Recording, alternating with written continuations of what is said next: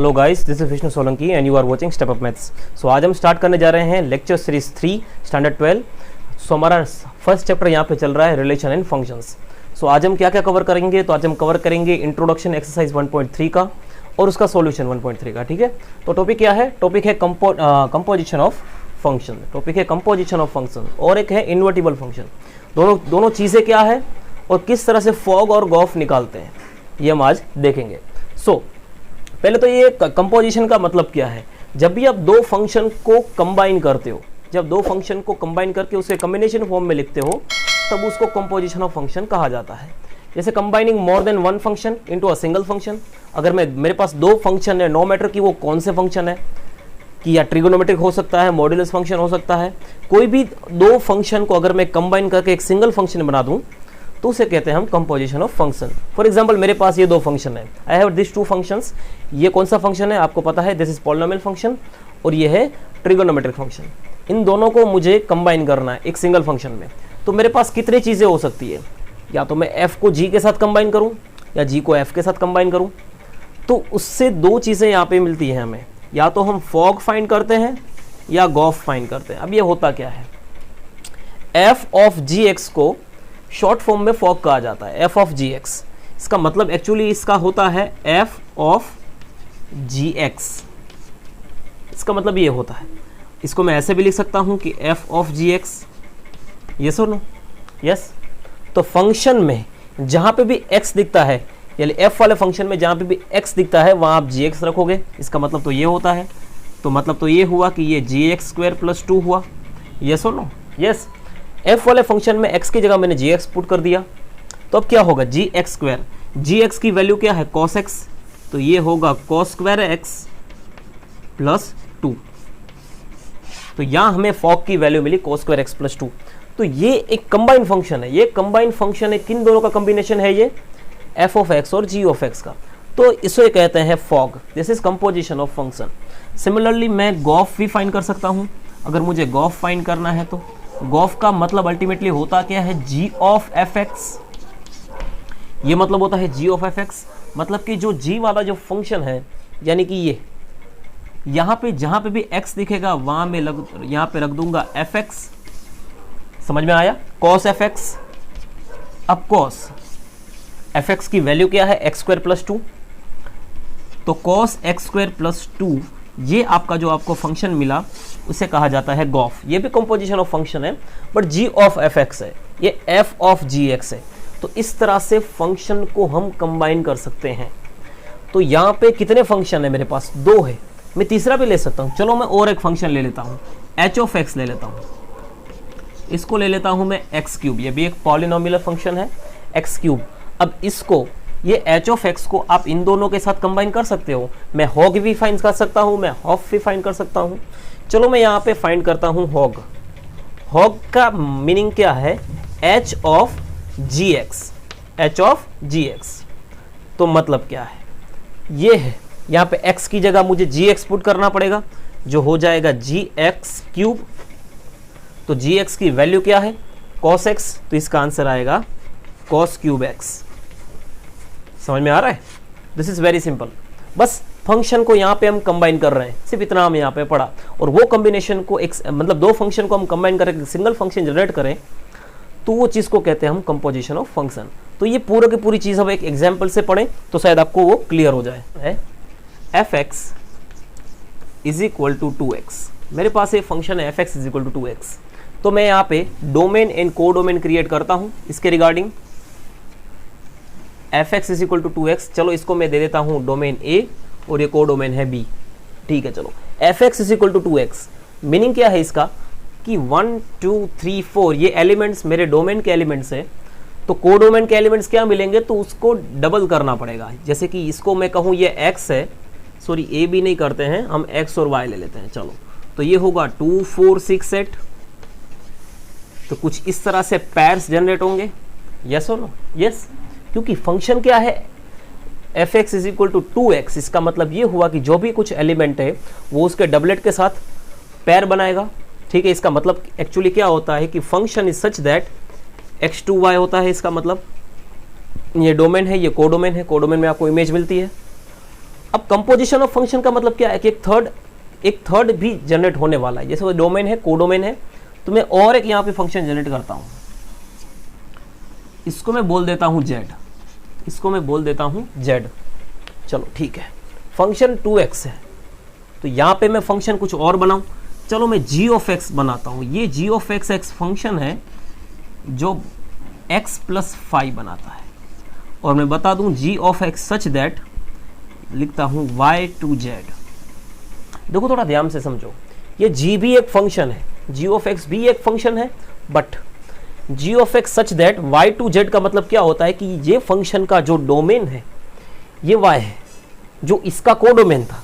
अब ये फंक्शन का ये डोमेन हो गया, वो y है, और उसका कोडोमेन z है, मतलब इमेज आपको z में मिलेगी। यस, अब फंक्शन क्या है x प्लस 5, मतलब इसमें 5 ऐड करोगे तो आपको क्या मिलेगा, यस इसमें 5 ऐड करोगे तो आपको मिलेगा, इमेज मिलेगी वहाँ पे। तो 5 प्लस 2 7,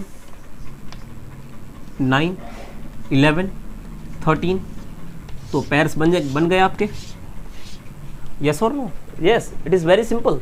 क्या हुआ, इन दोनों के बारे में फंक्शन में लिखा हुआ था f ऑफ x, इन दोनों के बारे में जो फंक्शन है वो है g ऑफ x, मतलब कि दो सेपरेट फंक्शन हमारे पास अवेलेबल है, दोनों के डोमेन और कोडोमेन भी हमारे पास अवेलेबल है। अब मैं बात करता हूँ गॉफ की, गॉफ क्या मिलता है हमें? गॉफ का एक्चुअल मीनिंग क्या है? g ऑफ x, यानी कि g ऑफ fx। ठीक है, ओके चलो, तो g वाला फंक्शन यहां पे है, तो x की जगह पे मुझे लिखना पड़ेगा fx, और fx की वैल्यू क्या है 2x प्लस 5। तो मुझे मिला क्या, मुझे गॉफ की वैल्यू क्या मिली? गॉफ का जो फंक्शन है, गॉफ क्या है, g ऑफ x और f ऑफ x को हमने यहाँ पे कंबाइन कर दिया, इन दोनों को कंबाइन करोगे तो एक कंपोजिशन बनेगा फंक्शन का, जो बन गया ना। चलो अब मैं यहाँ पे x की अलग अलग वैल्यू लेता हूँ, कि मतलब ये फंक्शन की fx की अलग अलग वैल्यू लेता हूँ। fx फंक्शन कहाँ गया, कहाँ पे fx फंक्शन, ये रहा। तो पहले 1 लूँ, तो g ऑफ x, तो g मैं यहाँ पे g ऑफ fx फंक्शन है हमारा, ये हमारा फंक्शन है यहाँ पे, मतलब कंपोजिशन ऑफ फंक्शन है। चलो मैं fx की जगह 1 लेता हूँ, fx की जगह मैं पहले 1 कंसिडर करता क्योंकि फर्स्ट एलिमेंट 1 है। तो 2 1 ज़ा 2 प्लस 5 7, मुझे इमेज क्या मिली 7। तो देख रहे हो ये 1 डायरेक्टली अब कनेक्ट होगा 7 के साथ। तो अगर मैं यहाँ पे g2 लूँ, मतलब दूसरा एलिमेंट रखूँ, तो 2 2 ज़ा 4 प्लस 5 9, देख रहे हो 2 अब डायरेक्टली 9 के साथ कनेक्ट होगा। सिमिलरली अगर मैं g3 लेता हूँ, तो 3 2 ज़ा 6 प्लस 5 11, एंड g4 लेता हूँ, तो 4 2 ज़ा 8 प्लस 5 13। तो आप देख रहे हो कि ये जितनी भी इमेज मुझे इमेज मिली वो डायरेक्टली यहाँ की थी, और मैंने एलिमेंट्स यहाँ के पुट किए। तो गॉफ क्या रिप्रेजेंट करता है? गॉफ ये आपका fx फंक्शन था, ये आपका gx फंक्शन था। अब मुझे डायरेक्टली f से लेके g तक पहुँचना है, मतलब कि यहाँ से यहाँ पहुँचना है, तो मैं डायरेक्टली फंक्शन को कंबाइन करके गॉफ बना के डायरेक्टली मैं रिजल्ट ले सकता हूँ। तो गॉफ से हमें डायरेक्टली यहाँ से लेके यहाँ तक का रिजल्ट मिल गया। तो ये ही है composition of function, this is composition of function. आप डायरेक्टली यहाँ से रिजल्ट ले सकते हो। अब सिमिलरली अगर अब ये फॉग है, ये गॉफ है, मैं फॉग करूँगा तो मुझे रिजल्ट नहीं मिलेगा, क्योंकि गॉफ का एक्चुअली मीनिंग क्या हुआ? गॉफ का मीनिंग क्या हुआ कि आप में कौन से एलिमेंट आपने रखे और कौन से रिजल्ट आपको मिले। देखो गॉफ का मीनिंग क्या हुआ कि गॉफ सच दैट आपका डोमेन क्या था x, और आपका कोडोमेन क्या बन गया? z बन गया। समझ में आ रहा है? तो मतलब डायरेक्टली आपने x टू z रिजल्ट आपने यहाँ पे लिया। तो ये एक एग्जाम्पल, छोटे से एग्जाम्पल के ऊपर से आपको अच्छे से समझ में आ जाता है composition of function. So now ये थोड़ा एक्सप्लेनेशन था। Now we are going towards invertible function. ये इन्वर्टिबल फंक्शन क्या होता है? इन्वर्टिबल का एक्चुअल मीनिंग क्या है कि इनवर्स, किसी चीज़ को हम इनवर्स बनाते हैं तो इन्वर्टिबल हो जाता है। अब मैं अगर ये डेफिनेशन को ना पढ़ाऊँ और एक सिंपल लैंग्वेज में आपको बताऊँ कि मेरे पास एक साइन एक्स है, यहाँ पे क्या है? Sine x. तो साइन एक्स की कुछ रेंज होती है, कुछ डोमेन होता है। You know that π/2 -π/2 to π/2 and -1 to 1 range और डोमेन। अगर मुझे यहाँ पे साइन एक्स का साइन इनवर्स एक्स लिखना है, तो इनवर्स का मतलब क्या होता है, ये फंक्शन, ये ट्रिगोनोमेट्रिक फंक्शन के इनवर्स ले लिया मैंने यहाँ पे, तो ये हो गया इनवर्स ट्रिगोनोमेट्रिक फंक्शन। तो उसके डोमेन और रेंज क्या हो जाएंगे, चेंज हो जाएंगे, डोमेन और रेंज चेंज हो जाएंगे। ओके, और एक चीज़ थोड़ा समझो कि ये फंक्शन को हम इनवर्स तभी बना पाते हैं, देखो कोई भी फंक्शन को हम इनवर्स तभी बना पाते हैं जब वो बाइजेक्टिव होता है, जब वो बाइजेक्टिव होता है। बाइजेक्टिव मीन्स व्हाट, कि या तो वो वन वन और ऑन्टो यानी कि इंजेक्टिव और सब्जेक्टिव वो दोनों होना चाहिए। इंजेक्टिव सब्जेक्टिव दोनों है यानी कि ये बाइजेक्टिव है, और वो बाइजेक्टिव होगा तभी उसके डोमेन और रेंज चेंज हो सकेंगे, और तभी वो इनवर्स यानी कि इन्वर्टिबल फंक्शन बन पाएगा।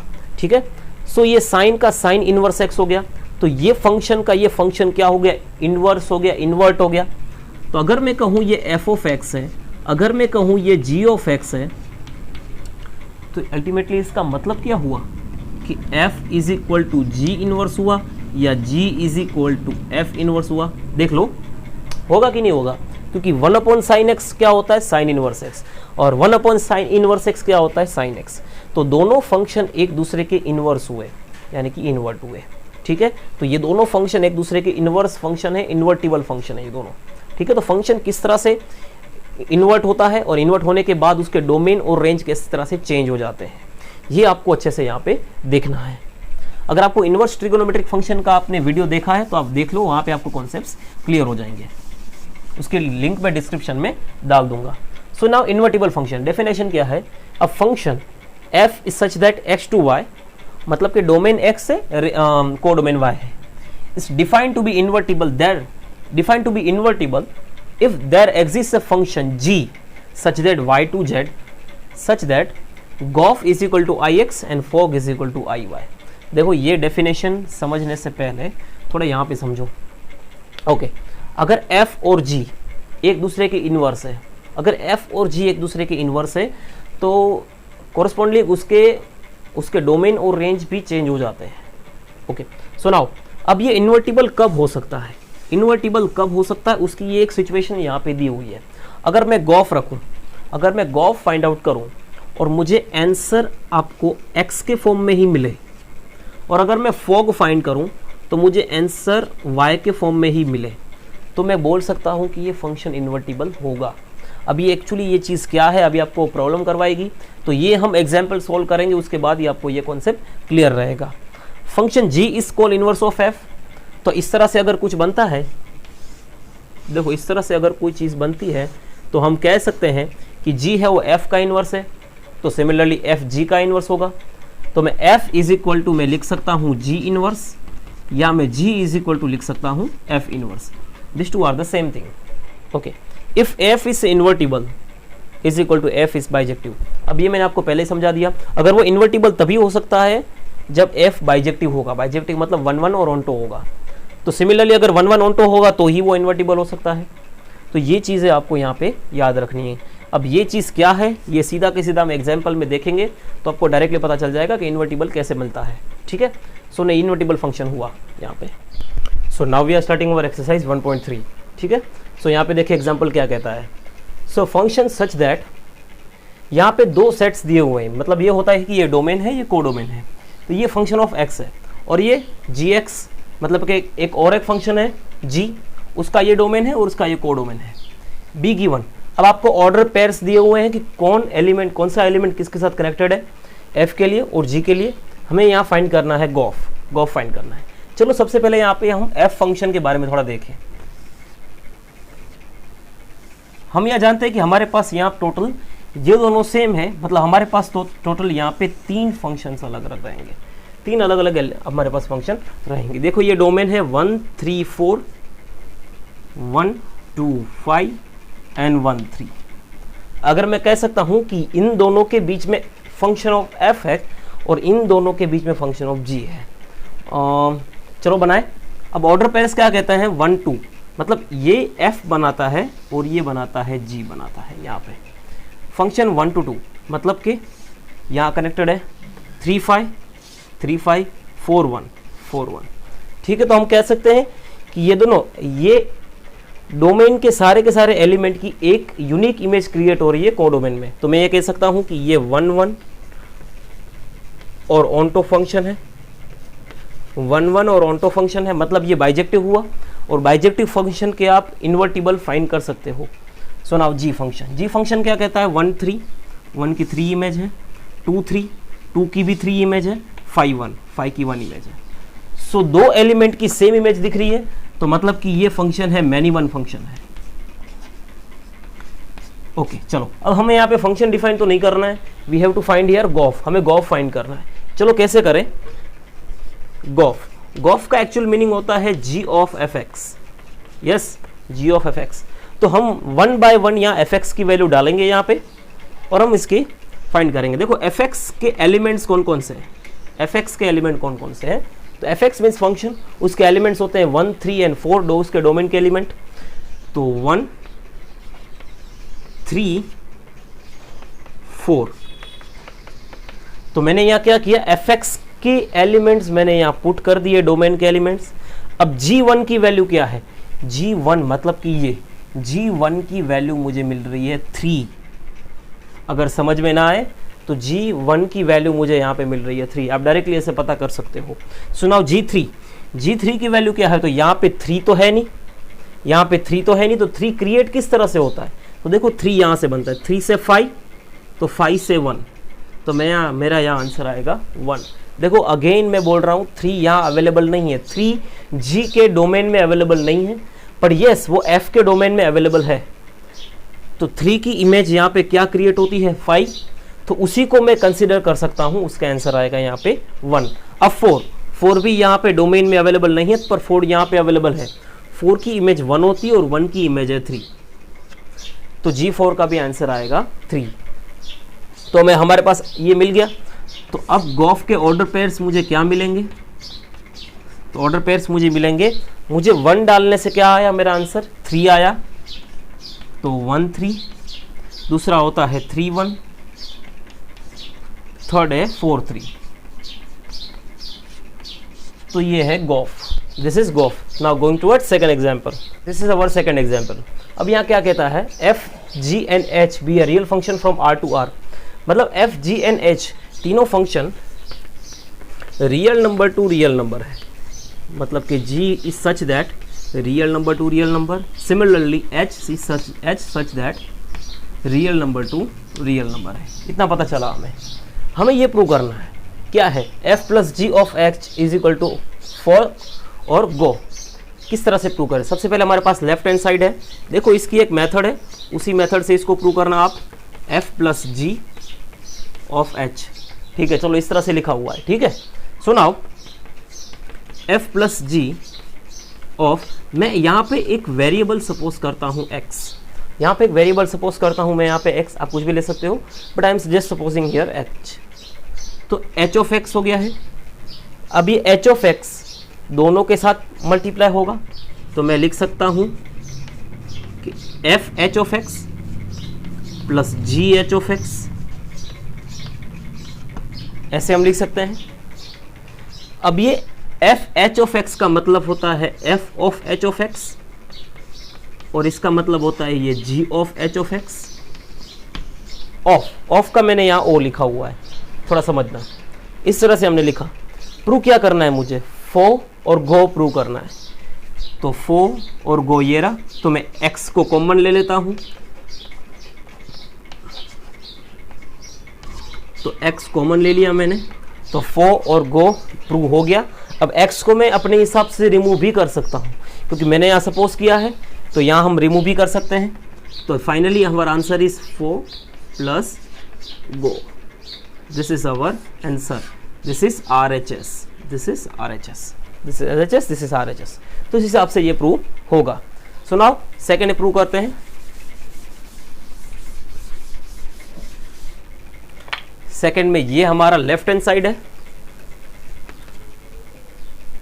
ये पूरा का पूरा हमारा लेफ्ट हैंड साइड है, तो कैसे होगा, f डॉट g अब ऑफ h ऑफ x, में यहाँ x सपोज मैं पहले से ही कर लिया है, x वेरिएबल मैंने यहाँ सपोज कर लिया, ओके। अब मैं इन दोनों को दे देता हूँ, तो f of hx dot g of hx, ठीक है। अब यहाँ एफ ऑफ एच एक्स लिख सकते हैं या जी ऑफ एच एक्स लिख सकते हैं हम। हो गया जी, ठीक है। मुझे प्रूव करना है फो डॉट गो, फो डॉट गो, तो मुझे एच एक्स को कॉमन ले लेना पड़ेगा, तो x कॉमन आ जाएगा।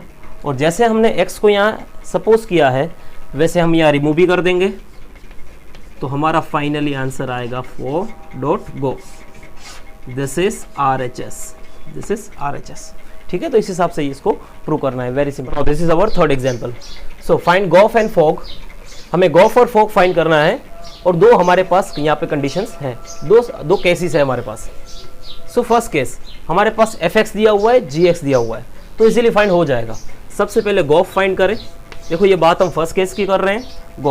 गॉफ का मतलब होता है g ऑफ fx, ठीक है, g। अब fx की वैल्यू क्या है यहाँ पे, मोड x, ठीक है। तो g वाले फंक्शन में जहाँ पे भी x दिखता है वहाँ मुझे मोड x पुट करना पड़ेगा। तो क्या होगा, यहाँ पे मोड x आएगा, तो इसका आंसर कुछ इस तरह से आपको मिलेगा। देखो मोड के अंदर मोड रहेगा, ठीक है, तो ये थोड़ा कंफ्यूज नहीं होना। आप फाइंड करते हैं फॉग। फॉग का मतलब होता है f ऑफ gx, यस और no, yes. f g of x की वैल्यू क्या है, 5x माइनस 2 मोड में। तो फंक्शन में जहां f वाले फंक्शन में जहां पे x दिखेगा वहां मैं 5x माइनस 2 पुट करूंगा, मतलब यहां पुट करना पड़ेगा मुझे। इसके अंदर पुट होगा 5x माइनस 2। देखो आप समझ रहे हो, यहाँ मोड के अंदर मोड है, ये जो आउटसाइड मोड है ये x वाला मोड है और ये मोड है वो 5x माइनस 2 का है, ठीक है। सो ये आपका हमारा फर्स्ट केस यहाँ पे हो गया। Now second case. Second case क्या कहता है, उसमें हम गॉफ फाइंड करें। गॉफ यानी कि g of fx, g fx की वैल्यू है 8x क्यूब, तो यहाँ पे x की जगह पे मुझे रखना पड़ेगा 8x क्यूब और उसकी पावर बनेगी 1/3। तो एक्चुअली इसका मीनिंग क्या होता है कि 8 की 1/3 पावर क्या होता है 2 और इसकी 1/3 पावर क्या होता है x, क्योंकि ये कैंसिल हो जाता है, तो इसका आंसर आएगा 2x। So now fog. Fog यानी कि f of gx, okay, f of gx, तो f gx की वैल्यू है x रेज टू 1/3, ठीक है। तो जहाँ पे भी फंक्शन में ये दिख रहा है वहाँ हम 8x रेज टू 1/3 रखेंगे। समझ में आ रहा है, f वाले फंक्शन में x की जगह मैं x रेज टू 1/3 पुट कर रहा हूँ, तो ये दोनों कैंसिल हो जाएगा और मेरा आंसर आएगा फॉग का 8x। तो देख रहे हो, this is very simple. Okay, now fourth example. Example क्या कहता है, इफ फंक्शन दिया हुआ है x is not equal to 2/3, that means कि x की जगह पे 2/3 हम नहीं पुट कर सकते क्योंकि डिनोमिनेटर में 0 आ जाता है and function becomes infinite. Show that f of fx is equal to x। आपको क्या प्रूव करना है, पहले क्वेश्चन को समझो। f ऑफ fx, ये गॉफ नहीं है, फॉग नहीं है, ये फॉफ है। फॉफ मीन्स f ऑफ fx, ये हमें x प्रूव करना है, ठीक है। चलो, and what is inverse of function. Inverse of function क्या होगा, सबसे पहले इनवर्स ऑफ फंक्शन हम तभी फाइंड कर सकते हैं जब हमारा फंक्शन बाइजेक्टिव हो, यानी कि 1 1 और 1 2 हो। तो थोड़ा देखें, चलो ठीक है। अब f ऑफ fx हमारे पास लेफ्ट हैंड साइड है, LHS हमारे पास है f ऑफ fx। ओके चलो, f ऑफ fx, इसका मतलब ये हुआ कि फंक्शन में आपको fx पुट करना पड़ेगा। fx क्या है, 4x plus 3 and 6x minus 4। ये डेटा आपको x की जगह पुट करना है, कौन से फंक्शन में, इसी फंक्शन में। थोड़ा ध्यान से समझो, यही डेटा x का डेटा, यही फंक्शन का डेटा आपको x की जगह पुट करना है फंक्शन में ही। तो क्या होगा, 4 3 6 माइनस 4। समझ में आ रहा है। अब जहाँ x दिख रहा है वहाँ ये डेटा मैं पुट करूंगा, 4x plus 3 6x minus 4, 4x plus 3, this is 6x minus 4। Okay, तो क्या होगा, सबसे पहले तो ये ब्रैकेट मल्टीप्लाई होंगे, 4 4 जा 64x, 4 3 जा 12 प्लस 6 3 जा 18 एंड 4 3 जा 12। डिनोमिनेटर 6 4 जा 24 6 3 ज़ा 18, ये हो गया। अब ये दोनों मल्टीप्लाई होंगे, 6 4 ज़ा 24 एंड 4 4 ज़ा 16। ओके, अब इसका रिजल्ट देखें तो -12 और +12 कैंसिल हो जाएंगे। 64 और 18 कितने होते हैं, तो 8 + 4 12, 6 + 1 7 + 1 8, 82x। अब यह डिनोमिनेटर में ये दोनों कैंसिल हो जाएंगे, 18 + 16, वेट 4 4 जा ओके 4 4 जा 16 होगा यहाँ पे, 4 4 जा यहाँ पे होगा 16। तो 16 और 18 कितने होते हैं, 16 और 18 कितने होते हैं, यहाँ पे मिस्टेक हुआ, 6 + 8 14, 2 + 1 + 1 2 + 1 3, दिस इज 34। ओके, अब इन दोनों का एडिशन भी 34 होता है। तो फाइनली हमारा आंसर आया x, हमारा आंसर आ गया x, मतलब LHS = RHS हमारे पास यहाँ पे प्रूव हो गया। सो इतना तो हो गया। चलो अब क्या करना, अब क्या फाइंड करना, what is the inverse of x, inverse of f। अब ये देखें ये किस तरह से फाइंड होता है। देखो इनवर्स ऑफ f अगर आपको फाइंड करना है तो हम ऑन टॉप प्रूव जिस तरह से करते थे, हम एक्सरसाइज 1.2 में जिस तरह से हम ऑन टॉप प्रूव करते थे उसी तरह से करना होता है। सबसे पहले तो fx की वैल्यू दी हुई है 4x + 3, 6x - 4, इसको मैं y कंसीडर कर सकता हूँ। You know that fx = y हम ले सकते हैं। अब 4x + 3 ये y के साथ मल्टीप्लाई होंगे। अब इस इक्वेशन को हम x के फॉर्म में लिख रहे हैं, मतलब 6xy - 4y हुआ, ठीक है। अब इसको 4y को यहाँ लेके जाता हूँ तो 3 + 4y हो जाएगा, ये 6xy है, 4x यहाँ पे आ जाएगा तो माइनस हो जाएगा। सो 3 + 4y = दोनों में से मैं x को कॉमन ले लूँ तो अंदर रहेगा 6y - 4 and the finally value of x is 3 + 4y divide by 6y - 4। x ये y के फॉर्म में इक्वेशन था, ये x के फॉर्म में इक्वेशन हो गया। अब थोड़ा इन दोनों को आप यहाँ ध्यान से देखो, थोड़ा इन दोनों को आप ध्यान से देखो, ये 4x + 3 है, 6x - 4 है, ये 4y + 3 और 6y - 4 है। तो सिंपल क्या हुआ, x कंप्लीटली रिप्लेस हो गया y से। आप देख रहे हो यहाँ पे ये y का इक्वेशन, y का जो इक्वेशन है वो x के फॉर्म में है, ये x का इक्वेशन y के फॉर्म में है। तो कंप्लीटली यहाँ पे x की जगह y रिप्लेस कर गया, बाकी जो कांस्टेंट है वो एकदम सेम है, कांस्टेंट एकदम सेम है। तो हम कह सकते हैं कि ये फंक्शन का इन्वर्स वो खुद ही होगा, हम कह सकते हैं कि फंक्शन का इन्वर्स वो खुद ही होगा, वो खुद ही होने वाला है। अगर ऐसा नहीं होता है तो ये उसका इन्वर्स होता है एक्चुअली। बट अगर इस तरह से सिचुएशन आ गई, इस तरह सिचुएशन देखो क्या सिचुएशन है, 4x + 3 है तो यहाँ 4y + 3 है, 6x - 4 तो यहाँ 6y - 4, तो हम कह सकते हैं कि फंक्शन का इन्वर्स वो खुद ही होगा, ठीक है। सो नाउ 5th एग्जाम्पल क्या कहता है, state with reason whether following function have inverse और नॉट। ओके, ये फंक्शन के इनवर्स आप फाइंड कर पाओगे, इनवर्स मिलेंगे हमें या नहीं मिलेंगे, ये हमें बताना है। पहले तो इनवर्स कब मिलते हैं थोड़ा डिस्कस करें। इनवर्स तभी मिलते हैं जब आपका फंक्शन 1 1 या ऑनटो होता है, या तो बाइजेक्टिव होता है, कुछ भी कहो। अब यहाँ पे देखो ये फंक्शन a to b है, चलो ये एक डोमेन है, डोमेन में यहाँ पे ड्रॉ कर दूँ 1 2 3 4 और को डोमेन में एक ही एलिमेंट है 10। अब इसका मतलब तो ये हुआ कि ये सारे के सारे एलिमेंट की एक ही इमेज मिलती है 10, यस और नो, एक ही इमेज मिलती है, एक ही इमेज मिलती है। तो ये 1 1 तो हुआ नहीं, 1 1 तो हुआ नहीं, शायद ऑनटो हो सकता है, ऑनटो हो सकता है, 1 1 नहीं हुआ है, 1 1 नहीं हुआ तो ये इंजेक्टिव नहीं है, इंजेक्टिव नहीं है तो ये इनवर्स होगा नहीं। अगर 1 1 ऑनटो दोनों होता है, फंक्शन अगर बाइजेक्टिव होता है तो ही आप उसके इनवर्स फाइंड कर सकते हो, अदरवाइज नहीं। अब नाउ सेकंड केस में क्या है, g ऑफ फंक्शन 5 6 7 8 2 1 2 3 4। चलो अब हमें बताना है, ऑर्डर पेयर्स भी दिए हुए हैं 5 4 6 3 7 4 8 2। चलो यहाँ पे देखें, ओके मेरे पास दो अलग अलग डोमेन और कोडोमेन है, 5 6 7 8 1 2 3 4। अब मैच करो, 5 2 4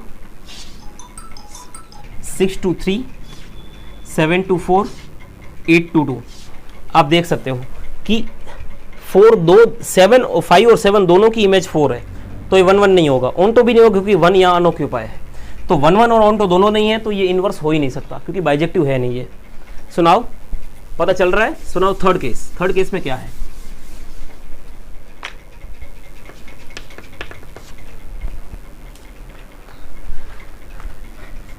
एच फंक्शन है 2 3 4 5 2 7 9 11 13 और ऑर्डर पेयर्स हैं 2 7 3 9 4 11 एंड 5 13। ओके चलो यहाँ पे देखें, यहाँ पे डोमेन और को डोमेन बनाए हम, तो क्या रहेगा 2 3 4 5 4 एलिमेंट 7 9 11 13। अब ऑर्डर पेयर्स के हिसाब से ज्वाइन करें 2 to 7, 3 to 9, 3 to 9, 4 to 11 and 5 to 13. So every image in a domain get a unique image in a codomain. So yes, we can say that this is 1 1 function, this is onto function also. तो ये function bijective हुआ तो ये inverse भी आप इसके find कर पाओगे। You can find the inverse of this particular function. ठीक है, तो फिफ्थ क्वेश्चन ये कहता है। So now going toward sixth one. So now six example start करें। शो दैट फंक्शन -1 to 1 और R. Okay, function such that -1 to 1 to r function दिया हुआ है, हमें प्रूव करना है कि we have to prove it is 1 1 and find the inverse of this function. हमें इसको 1 1 प्रूव करना है और ये फंक्शन का इनवर्स फाइंड करना है। चलो कैसे करें। सबसे पहले तो 1 1 कैसे प्रूव करते हैं हमने पहले ही देख लिया है। फंक्शन दिया हुआ है तो let x1 and x2 be a real number. चलो मैंने x1 और x2 को मैंने रियल नंबर प्रूव कर दिया। देखो एक्सरसाइज 1.2 में जो मेथड कर रहे थे हम वही करेंगे। तो हम यहाँ पे इक्वेट करते हैं fx1 is equal to fx2। Okay, fx1 क्या होगा, यहाँ पे x की जगह x1 डालूंगा मैं तो होगा x1 upon x1 plus 2। Similarly x2 क्या होगा, x2 upon x2 plus 2। So now cross multiply करें, ये क्रॉस मल्टीप्लाई करूंगा तो x1 x2 plus 2 into x1 and here similarly x1 x2 plus 2 into x2।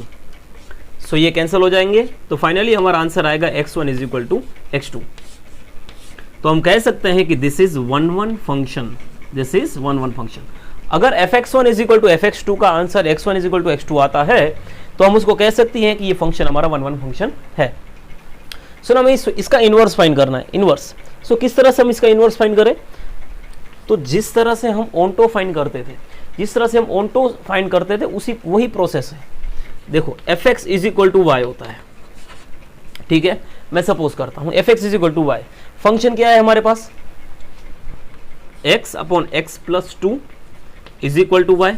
अब मैं ये सारे के सारे इक्वेशन को x के फॉर्म में लिख रहा हूं तो क्या होगा, x is equal to X Y plus 2y, ठीक है। x यहां पे आएगा तो माइनस हो जाएगा, x minus X Y is equal to 2y।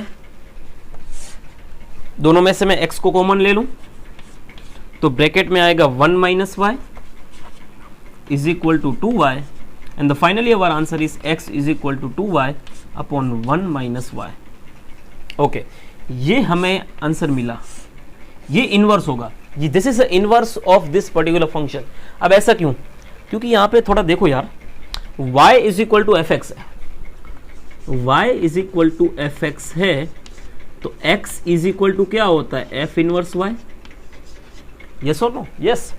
ये f उस तरफ चला जाएगा तो f इनवर्स हो जाएगा, तो x is equal to f inverse y, तो ये f इनवर्स y ही तो है, ये f इनवर्स y तो है।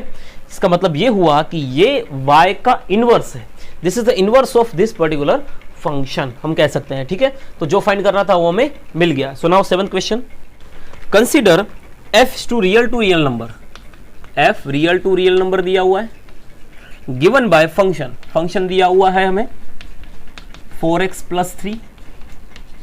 Okay, show that f is invertible, हमें f को इन्वर्टिबल शो करना है। इन्वर्टिबल तभी होता है कि जब 1 1 और ऑन्टो दोनों होता है तब ये फंक्शन इन्वर्टिबल कहलाता है। हमें इसको इन्वर्टिबल यहाँ पे शो करना है। Inverse of F. ओके, देखो इन्वर्टिबल करने से पहले हमें उसको 1 1 और ऑन्टो दोनों दिखाना होगा। सबसे पहले तो स्टेटमेंट वही रहेगा, let x1 and x2 to be a real number, x1 and x2 is be a real number. So now तो similarly fx1 is equal to fx2 होगा। देखो मैं अननेसेसरी सेंटेंसेस में नहीं लिख रहा हूं क्योंकि मैंने पहले लिख दिए हैं, आपको ये देख लेना है। तो ये होगा 4x1 प्लस 3, ये होगा 4x2 प्लस 3, 3 3 कैंसिल, 4 4 कैंसिल, हमारा आंसर आएगा x1 is equal to x2। तो this function is a 1 1 function, ये 1 1 फंक्शन होगा। Okay, now onto, now we are talking about onto. Onto के लिए क्या करेंगे, fx is equal to Y, fx क्या दिया हुआ है 4x plus 3 is equal to Y. अभी ये सारे के सारे इक्वेशन को मैं x के फॉर्म में लिखूंगा तो क्या होगा 4x is equal to y minus 3 and finally x is equal to y minus 3 upon 4। मुझे ये मिला x की वैल्यू, ठीक है। अब क्या ये इनवर्स है, क्या ये इनवर्स है क्या? यस, ये होगा inverse, this is the inverse of this particular function. अब ऐसा क्यों?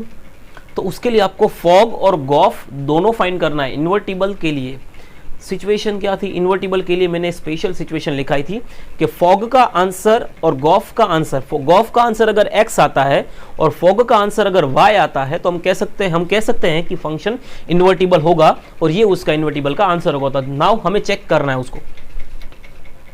सबसे पहले गॉफ चेक करेंगे, गॉफ का अगर x आंसर आता है या नहीं, देन आफ्टर हम चेक करेंगे फॉग का y आंसर आता है या नहीं।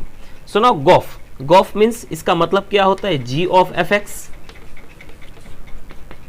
g fx की वैल्यू क्या है 4x प्लस 3। अब ओके, ये फंक्शन को मैं g ऑफ x कह सकता हूं, this is g of x क्योंकि it is in the form of y, it is in the form of y, तो मतलब ये g ऑफ x ही तो हुआ। g में y की जगह पे 4x प्लस 3 पुट करना है यहाँ पे, तो 4x प्लस 3 पुट करूंगा y की जगह पे, -3 तो -3 अपॉन 4, ये दोनों कट हो गया, 4 4 कट हो जाएगा, हमारा आंसर आ गया x। जो आना चाहिए था, गॉफ का आंसर x आना चाहिए था, फॉग का आंसर y आना चाहिए था, तभी वो इन्वर्टिबल होगा। तो इसका आंसर y आता है या नहीं, लेट्स चेक। फॉग का मतलब होता है f of gx, f of gy, it is in the form of y। gy की वैल्यू क्या है y माइनस 3 अपॉन 4। ओके, तो फंक्शन में जहां x दिखता है वहां पे हमें y माइनस 3 अपॉन 4 पुट करना है, y माइनस 3 अपॉन 4 प्लस 3, तो ये 4 4 कैंसिल हो गया, -3 प्लस 3 कैंसिल हो गया, हमारा आंसर आ गया y। मैंने आपको एक कंडीशन लिखवाई थी, क्या लिखवाई थी, अगर गॉफ आपका x आता है मतलब ix आता है और अगर फॉग आपका y आता है तो yes your function is invertible, और इन्वर्टिबल क्या होगा, ये g f का इनवर्स होगा और g ऑफ y है क्या, यही तो है g ऑफ y, तो यही इनवर्स होता है हमारे फंक्शन का। This is the inverse of our function, we can say that, ठीक है। So now 8th example. Okay, consider function such that आर्स टू 4 टू इंफिनिटी। ओके, अब देखो ये ब्रैकेट ऐसा क्यों लिखा है, क्योंकि इन्फिनिटी को कोई वैल्यू होती नहीं है तो इन्फिनिट को कंसीडर नहीं करते, पर इन्फिनिट तक नंबर कंसीडर करते हैं। तो यहाँ पे 4 से इन्फिनिटी तक है, मतलब ऑल पॉजिटिव नंबर्स है, रियल पॉजिटिव नंबर्स है, ठीक है। चलो, गिवन बाय फंक्शन दिया हुआ है fx is equal to x square plus 4, show that f is invertible. f को इन्वर्टिबल शो करना है, पहले 1 1 ऑन टू प्रूव करो, then after we can say that this is invertible with the inverse of f is given by, okay, inverse of f is given by y minus 4, under root y minus 4, where r plus is a set of all non-negative real numbers, you know that। यहाँ पे हमें पता चल गया कि वो non negative मतलब positive real numbers है। चलो ठीक है, फंक्शन दिया हुआ है, सबसे पहले उसको हम 1 1 प्रूव करेंगे, फिर उसको ऑन टू प्रूव करेंगे, फिर हमें पता चल जाएगा डायरेक्टली। 1 1 करने के लिए क्या, let x1 and x2 to be real number, sorry non negative real numbers. Now fx1 is equal to fx2, तो ये यहाँ पे x1 में पुट करूंगा तो क्या होगा, x1 square plus 4, this is x2 square plus 4, and similarly our answer is x1 is equal to x2। तो our function is 1 1 function. Now onto के लिए आपको पता है f x is equal to y होता है। अब इक्वेशन को हम x के फॉर्म में लिखेंगे।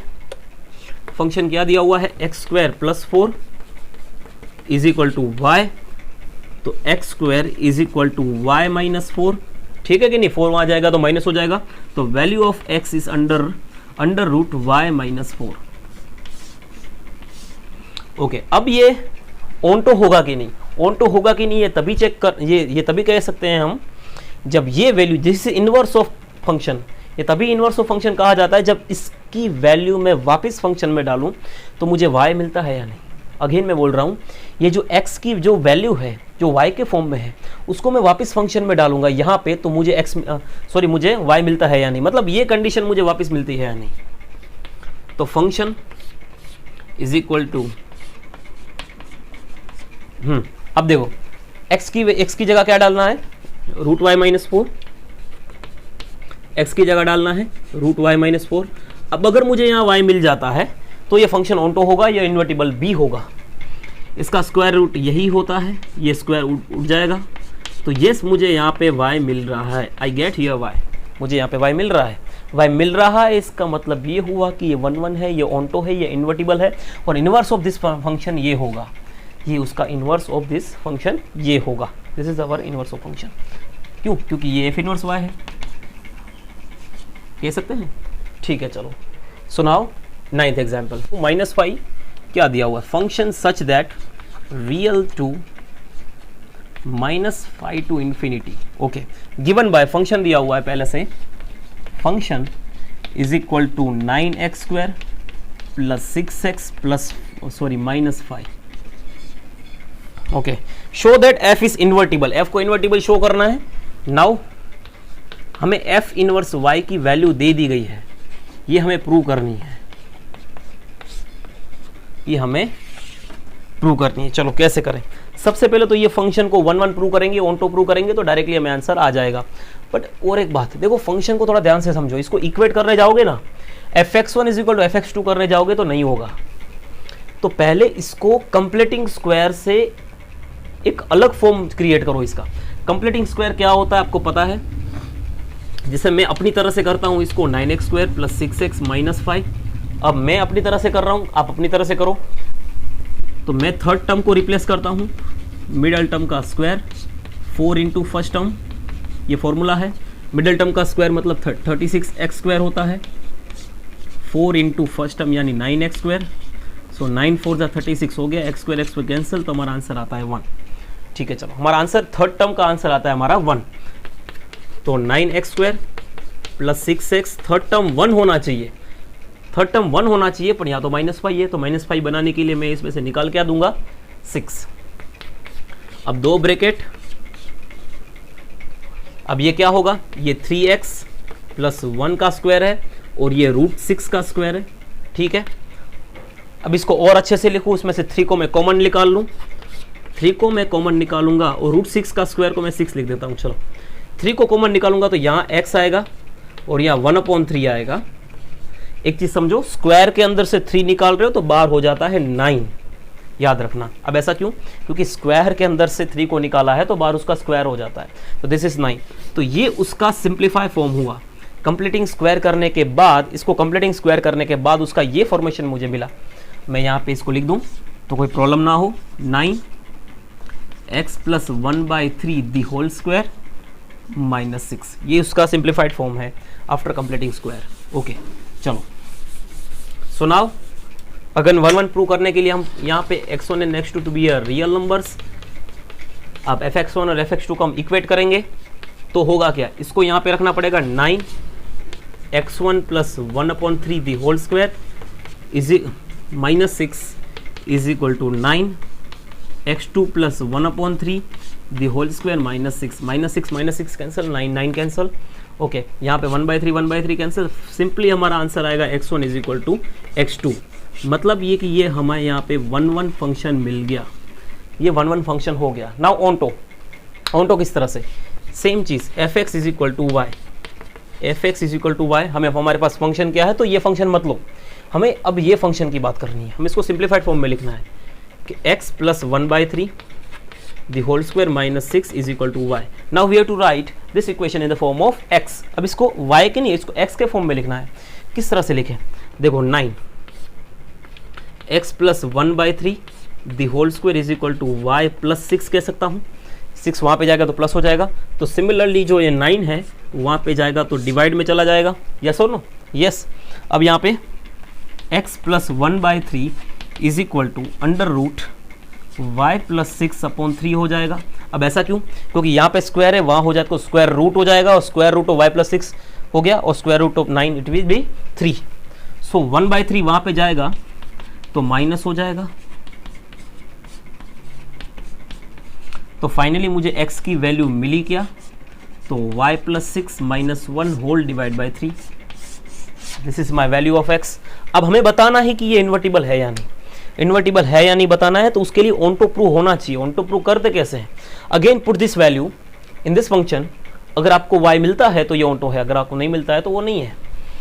क्या बोल रहा हूँ? अगर ये x की वैल्यू वापस मैं x की जगह पे डालूँ और अगर मुझे वहाँ पे उसका आंसर y मिले, मतलब ये कंडीशन सेटिस्फाई होने लगे, तो ये ऑन टू है, अदरवाइज नहीं है. ओके चलो तो डाल के देखें. क्या डालेंगे? हमारे पास ये है, यानी कि फंक्शन है हमारे पास 9x², तो 9x² प्लस 6x माइनस 5. चलो अब यहाँ ब्रैकेट में क्या लिखोगे? x की जगह पे ये लिखोगे y plus 6 minus 1 whole divide by 3, y plus 6 minus 1 whole divide by 3. चलो सो नाउ 9 स्क्वायर है, so now a² plus 2ab plus b² plus 2 root y plus 6 minus 2 1 2 minus 5. तो यहाँ पे है a² माइनस होगा यहाँ पे, तो ये दोनों कट हो जाएंगे. ओके 6y 6 प्लस 1 7 और ये 7 कट हो जाएंगे. तो फाइनली हमारा आंसर मिलेगा यहाँ पे y. So f x is equal to y हमें मिल गया. F x is equal to y मिल गया, तो हम कह सकते हैं कि ये ऑनटो भी है और ये इन्वर्टिबल भी है. तो इसका इन्वर्स क्या होगा? ये इसका इन्वर्स होने वाला है. सो नाउ 10th एग्जाम्पल है. यहाँ पे थोड़ा आपको समझने की जरूरत है. क्या है क्वेश्चन? देखते हैं. Let function such that x to y be an invertible function show that. ये अगर ये इन्वर्टिबल फंक्शन अगर ये होता है तो आपको क्या शो करना है कि it has a unique inverse. इसका एक यूनिक इन्वर्स क्रिएट होता है. देखो अब इसको सोल्व किया गया है बाय कॉन्ट्रडिक्शन मेथड. कॉन्ट्रडिक्शन में क्या करेंगे? कुछ गलत हम अज्यूम करेंगे, कुछ गलत अज्यूम करेंगे तो वो प्रॉपर्टी फुलफिल करेगा नहीं. तो हम फाइनली बोल सकते हैं कि देखो कुछ गलत अज्यूम किया, ये प्रॉपर्टी फुलफिल कर नहीं रहा है, तो हम कह सकते हैं कि ये तो नहीं होगा, उसका दूसरा पार्ट होगा. देखो it has a unique inverse. Unique inverse मतलब वन एंड ओनली एक इन्वर्स होता है. तो इससे उल्टा क्या होता है कि हम दो अलग अलग इन्वर्स ले लेते हैं.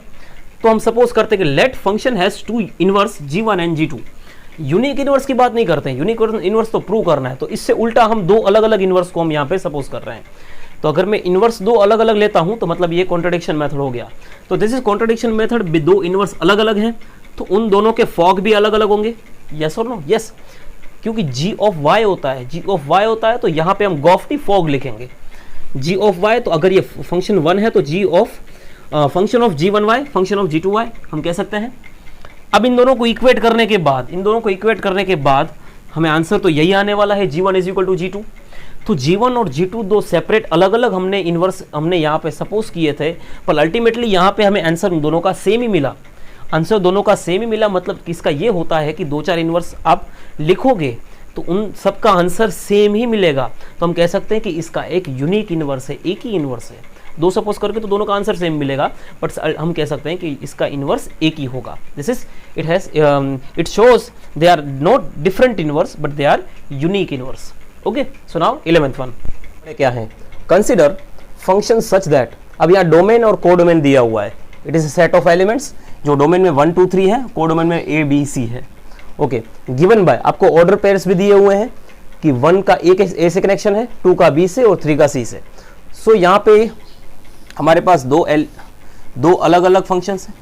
डोमेन और कोडोमेन मैंने यहाँ बना दिया 1 2 3 A B C. ठीक है, चलो अब A का A से कनेक्शन, 1 का A से कनेक्शन है, 2 का B से और 3 का C से. ओके, सो यहाँ पे आप देख रहे हो कि every element in A domain has a unique image in a codomain. तो मैं कह सकता हूं कि ये बाइजेक्टिव है। ये कैसा है? बाइजेक्टिव होगा क्योंकि ये 1 1 और ऑन्टो होगा। ठीक है, सो हमें क्या करना है? Find F inverse. F inverse हमें फाइंड करना है। ये हमारा फंक्शन है, फंक्शन x to y। चलो ये हमारा फंक्शन है। ठीक है, चलो मैं एक सपोज करता हूं एक और function, let g is a inverse of f। मैं g को f के इनवर्स सपोज कर लेता हूं। g भी एक फंक्शन है जो f का इनवर्स है। ठीक है, तो इनवर्स होता है तो डोमेन और कोडोमेन चेंज हो जाते हैं। तो अब यहां g का कनेक्शन क्या होगा? a b c उसके डोमेन में रहेंगे और 1 2 3 उसके कोडोमेन में रहेंगे। तो कुछ इस तरह से बनेगा। ठीक है, सुनाओ हमें f inverse and show that f inverse का इनवर्स f होता है, ये हमें शो करना है। ये दोनों तो हमारे पास क्लियर हो गया। ठीक है, चलो सुनाओ अब हमें क्या करना है? अब देखो, अगर आपको g, आपको f का इनवर्स अगर आपको प्रूव करना है तो आपको पहले ये कंफर्म करना होगा, कि g है वो f का कंफर्म इनवर्स है ही। g है वो इनवर्स है किसका? f का। ये आपको यहाँ पे कंफर्म करना होगा। तो किस तरह से करें? तो आपको पता ही है कि गॉफ और फॉग, अब ये दोनों के आंसर्स आपको वही एलिमेंट की तरह आने चाहिए। जैसे अगर आपका गॉफ का आंसर आपका आता है x और फॉग का आंसर आता है आपका y, तो ही आप कह सकते हो कि yes g is a inverse of f। देखो ये इन्वर्टिबल प्रॉपर्टी है, मैंने आपको बताया हुआ है कि ये क्या है। दिस इज इन्वर्टिबल प्रॉपर्टी कि अगर फॉग को अगर आप सॉल्व करो तो आपका आंसर अगर x आता है तो x डालने से x ही आंसर आया, तो मैं कह सकता हूं कि यस ये इन्वर्टिबल होगा। तो थोड़ा देखें यहाँ पे, गॉफ का x आंसर आना चाहिए। ठीक है, चलो अब गॉफ का मतलब क्या है? Gof is equal to g of fx होता है, तो g ऑफ f। चलो fx की डिफरेंट वैल्यूज यहां पे लूं मैं, ये मैं 1 ले लेता हूं, तो g ऑफ f1। अब f1 क्या है? a है, यस और नो? यस, f1 क्या है? a, और ga की वैल्यू क्या है? 1। तो इससे क्या समझ में मिला हमें कि 1 डालने से आंसर 1 ही आया। चलो एक देखा, अब और एक नेक्स्ट केस देखें, g of fx, g of f। अब मैं चलो यहाँ 2 डाल देता हूँ, f2 की वैल्यू क्या है? b, और gb की वैल्यू क्या है? 2। तो 2 डालने से 2 ही आया। तो सिमिलरली अब मैं 3 डालूंगा तो मुझे वही आने वाला है, 3 ही आने वाला है। तो गॉफ तो क्लियर हो गया। गॉफ क्या क्लियर हुआ? कि मेरा गॉफ का आंसर x ही आ रहा है। नाउ फॉग, ये गॉफ चेक किया। अगर इसमें आपको और f3 भी चेक करना है, सो नाउ अब फॉग चेक करें।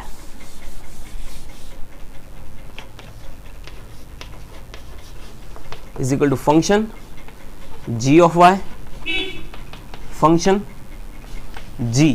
अब g की अलग अलग वैल्यू सपोज कर रहा हूं मैं, चलो मैं a सपोज कर लेता हूं। अब g ऑफ a की वैल्यू क्या है? 1, ओके, और फंक्शन 1 की वैल्यू क्या है? a।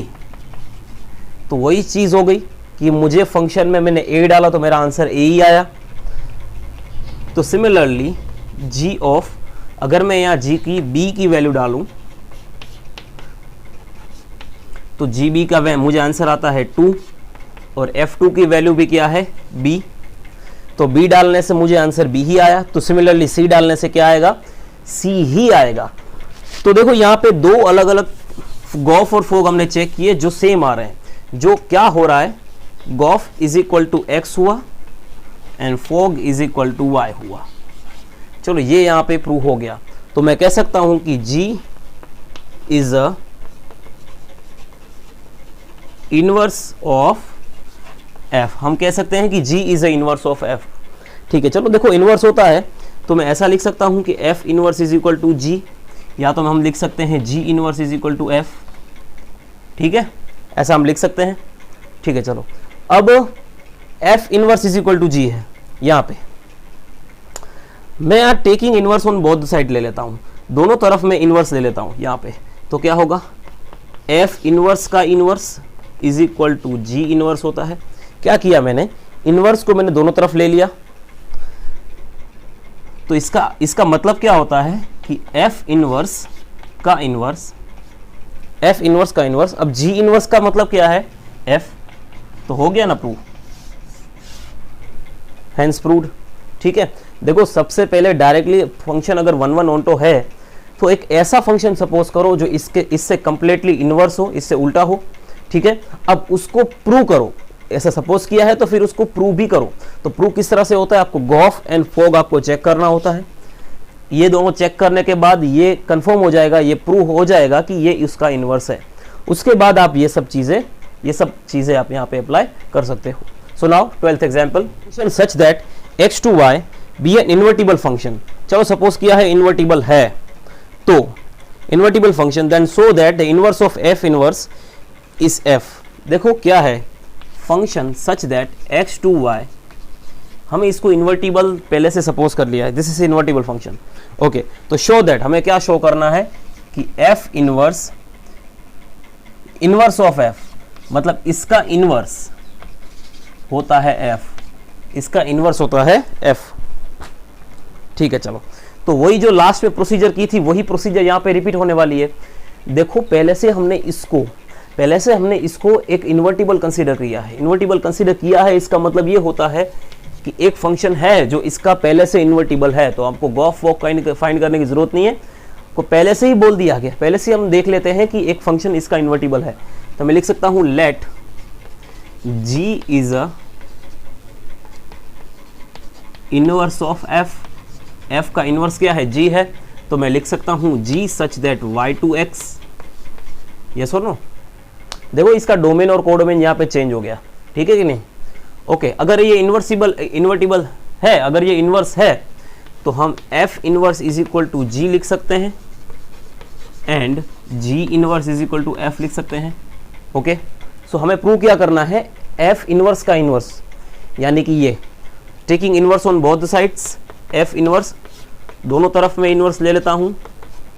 ठीक है, तो f इनवर्स का इनवर्स, तो g इनवर्स क्या होता है f, तो यहां आपका हो गया प्रूव, पहले जैसा ही एग्जांपल हुआ ये। ठीक है, 13 एग्जांपल थोड़ा देखें। If function is such that r to r, function is such that r to r be a given by, आपको फंक्शन दे दिया गया है, function is equal to 3 minus x cube the whole 1/3 power, then find f o f, आपको f o f find करना है। देखो हमने गॉफ, हमने फॉग, ये दोनों चीजें देख ली, अब फॉफ क्या है, फंक्शन ऑफ फॉफ मतलब क्या कि मैं, इसका मतलब होता है ये, तो फंक्शन में वापस फंक्शन की वैल्यू डालनी है, इसका मतलब तो ये हुआ कि f और अंदर fx होता है, ठीक है कि नहीं। ओके चलो, fx की वैल्यू क्या है 3 माइनस एक्स क्यूब, और ये होता है, ये वैल्यू को वापस फंक्शन में डालनी है, मतलब क्या होता है कि ये वैल्यू को वापस x की जगह डालनी है फंक्शन में। तो देखो क्या होता है, 3 माइनस एक्स की जगह आपको फंक्शन रखना है। ओके, x की जगह फंक्शन रखा, उसका क्यूब करना है और उसका 1/3 पावर है। ठीक है, चलो ध्यान से देखें, 3 माइनस, अब फंक्शन क्या है, तो फंक्शन ये है, ये रहा 3 माइनस एक्स क्यूब की 1/3 पावर, ये फंक्शन है इतना, उसका क्यूब करना है, उसका क्यूब की 1/3 पावर। देखो थोड़ा ध्यान से, ये जो पार्ट है ये फंक्शन है, ये पार्ट फंक्शन है, ये क्यूब ये रहा और 1/3 पावर ये रहा। तो आपको पता है ये पावर मल्टीप्लाई होता है, तो ये तो कैंसिल हो गया। ओके चलो, तो अब ये तीन ही चीज बाकी रहेगी अंदर, क्या है 3 minus 3 plus x cube raise to 1/3। Okay, तो सिर्फ इतना बाकी रहा, -3 + 3 कैंसिल हो जाएगा, और एक्स क्यूब का 1/3 पावर क्या होता है, x होता है। तो दिस इज आवर आंसर, तो ये हमारा फॉफ का आंसर हमारा आएगा x। इस तरह से करें, ठीक है चलो। सो सबसे पहले तो हम जो ऑनटो करते थे वही यहाँ पे ऑनटो किस तरह से करते थे चेक, वही उसी तरह से हमें करना है। सबसे पहले fx is equal to y होता है fx की वैल्यू है 4x upon 3x plus 4 is equal to y। अब ये पूरा का पूरा इक्वेशन y के फॉर्म में है। अगर मुझे इसका इन्वर्स फाइंड करना है तो इसको x के फॉर्म में लिखना पड़ेगा, तो हो जाएगा 4x इज इक्वल टू, ये वहाँ पे मल्टीप्लाई होगा तो 3xy प्लस 4y। ओके, मुझे x के फॉर्म में चाहिए ये इक्वेशन, तो इसको यहाँ पे लेके आऊँ तो 4x minus 3xy is equal to 4y। दोनों में से हम x को अगर कॉमन ले लें तो यहाँ रहेगा 4 minus 3y is equal to 4y and finally our value of x is 4y upon 4 minus 3y। चलो, this is our value of x। तो हम डायरेक्टली इसको कह सकते हैं कि ये इन्वर्स है, क्योंकि इसका मतलब होता है f इन्वर्स y। इसका मतलब होता है f इन्वर्स y, तो यही इन्वर्स है इसका, यही इन्वर्स फंक्शन होगा f का। पर आप डायरेक्टली ऐसा नहीं कह सकते हो, क्यों? क्योंकि आपको गॉफ और फॉग दोनों को आपको इस तरह से आंसर लेके आना होता है, तभी फंक्शन इन्वर्टिबल कहलाता है। कि अगर गॉफ का x आता है, फॉग का y आता है, पहले इनको चेक करना होता है और फिर ही हम बता सकते हैं कि ये इसका इन्वर्टिबल है। बट यहाँ पे इन दोनों को आप चेक करोगे तो यही आंसर आने वाला है, आप चेक कर लेना, तो इसका इन्वर्स यही होगा। This is the inverse of this particular function. So यहाँ पे एक्सरसाइज कंप्लीट होती है। अब थोड़े दिन में, 1-2 दिन में आपको एक्सरसाइज 1.4 का इंट्रोडक्शन एंड सॉल्यूशन मिल जाएगा। सो बने रहिए। Thank you and have a good day.